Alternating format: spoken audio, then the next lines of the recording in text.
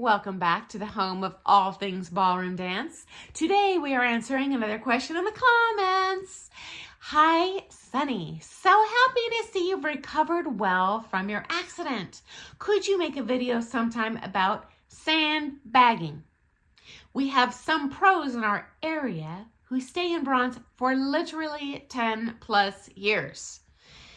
And they enter a whole bunch of competitions every year in these same comps. Nothing in the rules prevents this, but it's very discouraging for the actual new dancers who belong in these divisions to get into the scene when this person is set to literally win multiple championships and get the scholarships at the event at every level. Can anything be done about this? I'd love your take on it. You always have a great perspective. So yeah, here's my 2 cents. Okay, first of all, story time for you. When I turned pro, I didn't want to. I really loved competing as an amateur, and I had never done pro-am as an amateur, but I wanted to stay amateur so bad, and my partner wanted to turn pro so bad. That when we approached our pros asking for advice on how to make this transition in our career from amateur to pro, I suggested, hey, what if we switched to being a pro-am couple? Then I could stay the amateur, he could be a pro, then he can compete as a pro and make money, and I won't lose my amateur status. All is well in the world. And they both said, yeah, you're on crack. That is not fair. You are a championship level amateur couple. That is sandbagging. You are going to make a lot of enemies if you enter, for example, any pro-am scholarship event when you have such a competitive an advantage and are clearly not going to be dancing in the appropriate skill level that would be expected in that category. And this was really eye-opening for me. Again, I had personally never competed as an amateur in the pro partnership, so I was just blissfully unaware of all the nuances involved in that category at that time. Now, since then, I have competed pro as the pro.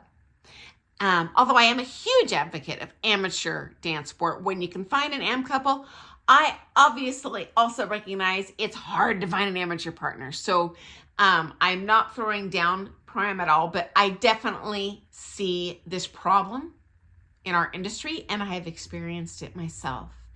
And first of all, when I take my student to a comp that I know full darn and well that this teacher who's been dancing with this student, well, heaven knows how many decades, I know they're going to sweep the scholarships, and I also know they're going to enter their student in my rounds with my student who's been dancing a couple years, taking one private every other week.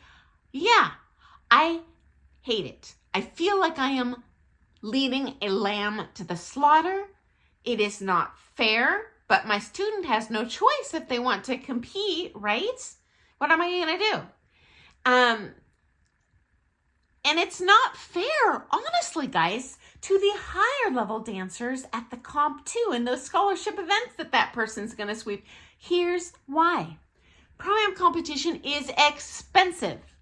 So if they're going to enter, pre-bronze, bronze 1, bronze 2, open silver, okay, they can afford to enter at 500 events and use those events as an awesome warm-up to dominate the couples that are in their appropriate skill level category that cannot afford to enter 100 things at that comp.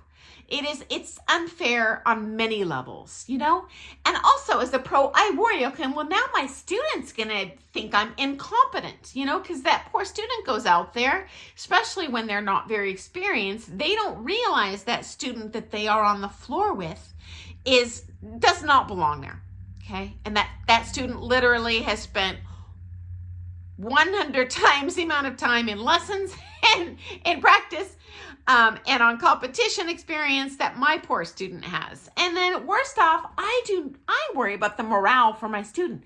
Is my student going to feel like a failure, like they have no potential, like they didn't win? Maybe they danced fabulously for their skill level and they had that win stolen from them. And I know that's an aggressive word, but just call it like I feel that it is, from someone that does not belong there, does not have any business belonging there, or sandbagging, as our friend calls it, okay? Now, the USA Dance regs are different from the NDCA regs in this respect. And these are two types of sanctioned events, at least in the United States and my country, where I'm broadcasting from, that you can do. So USA Dance does have strict restrictions on this. For an amateur couple, you may only enter 2 consecutive skill levels. So for example, you may enter bronze and silver. You may enter pre-champ and championship. You may not enter silver, gold, novice, pre-champ. And this, in my opinion, is a helpful protection against people entering categories they do not belong in. Okay? Now, do I realize that this brings in a lot less money to the comp organizer?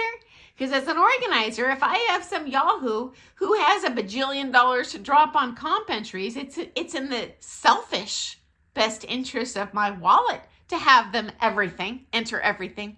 But in terms of fairness, no. I think it would be more fair to have a similar restriction in all the comps. Now, USA Dance does provide prime events these days, which was not the case in the dark ages when I was competing.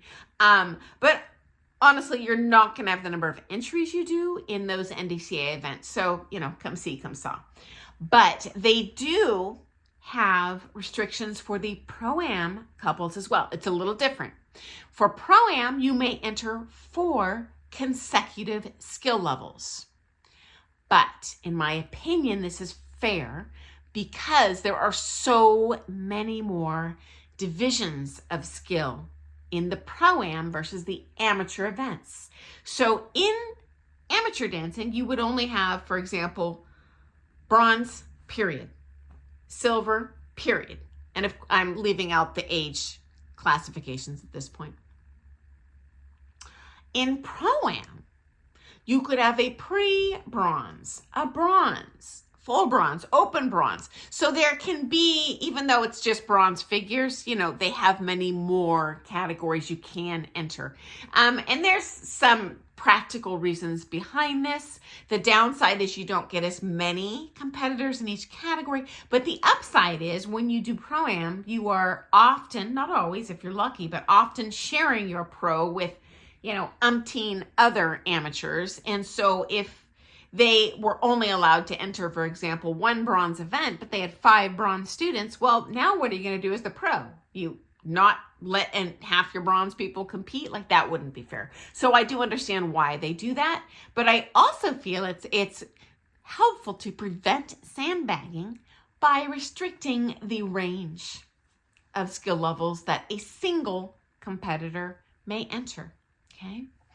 Now, the NDCA does have a point system as far as I know, but it's based, and it's similar to the USA Dance point system where you point out of a division as well. But the NDCA runs a little different. Let's dive into that. So you as a competitor in USA Dance may not win a bajillion sanctioned events, for example, in silver, and still be allowed to compete in silver. You point out. You accrue a certain amount of points by making the final in the next level up, or by, placing in the top 3 if it's at a sanctioned event and there's, X number of couples, or you're in the top percentage of couples. This is a great protection to make sure that we have people of commensurate appropriate skill level on the floor against each other. It gives people a legit opportunity to win at their legit skill level. And this straight up, you can't beat your way around it. As a matter of fact, when a partnership changes, you got to start from scratch. So you can, and to my knowledge, you may not submit to be, say you stop dancing with your amateur partner for 5 years and you're at the championship level. To my knowledge, there's no way to even appeal to USA Dance that I want to now compete in bronze again or something. If you know something, share it in the comments, but they have a pretty tight regulation in place. Now, NDCA does have a point system, but to my knowledge, it's only accruing points for the recognition and the nominal cash prize. You'll be rewarded at an annual NDCA gala. And you get 4 points for entering an event. You get an additional 4 points for every couple that you beat in the event. So they do have a point system, which ostensibly you could track that point system and see who kind of belongs where. But at this point, to my knowledge, they only use those points as a way to kind of calculate these top students, at the end of the year at the NDCA gala. And part of that is a factor of just, hey, I entered X events, but there is also an additional factor of actually dancing well by beating other couples. So I think that might be at least a start to identifying who is sandbagging and who should be on that floor, okay?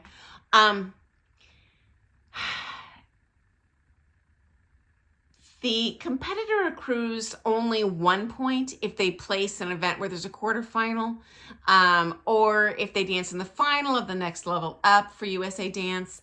At least the way I read it is unclear.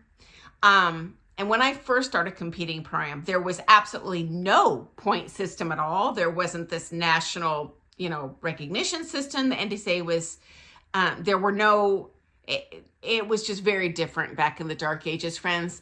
And so what I was told when I first turned pro by the other pros is, here's what we do in practice.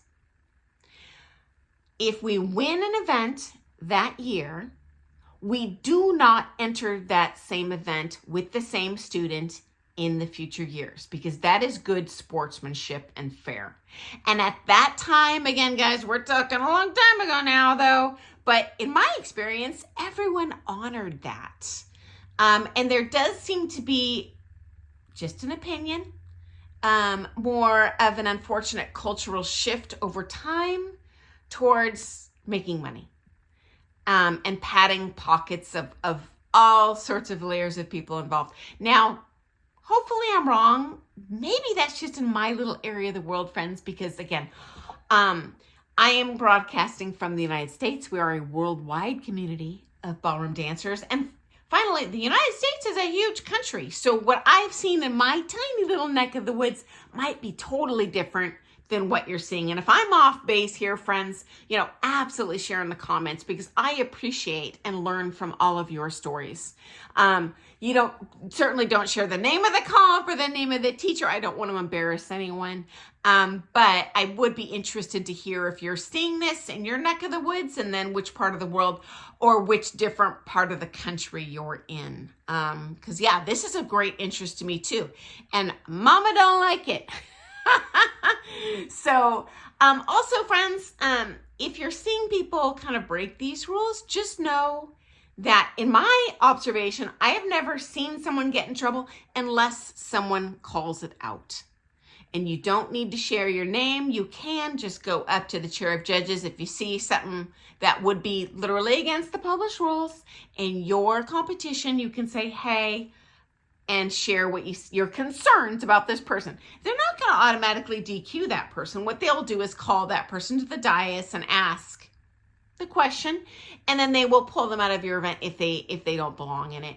In my observation, if there's no squeaky wheel, you know, just people don't want to get involved, they don't notice, or maybe they don't care. I don't know, but I care. So anyway, thanks for joining me today. It was a wonderful question. I could not agree more. And I apologize for going way over time today. I look forward to seeing you first thing tomorrow morning for some more things ballroom dance. And thank you so much for your question, guys. I know I say this all the time, but every week I'm like, well, I'm done posting videos. Don't have any more things to share. And then you guys ask a question. I'm like, oh my gosh, I wish someone would have told me this early on in my dance career. So thanks for joining me. I'll see you tomorrow. Doodles.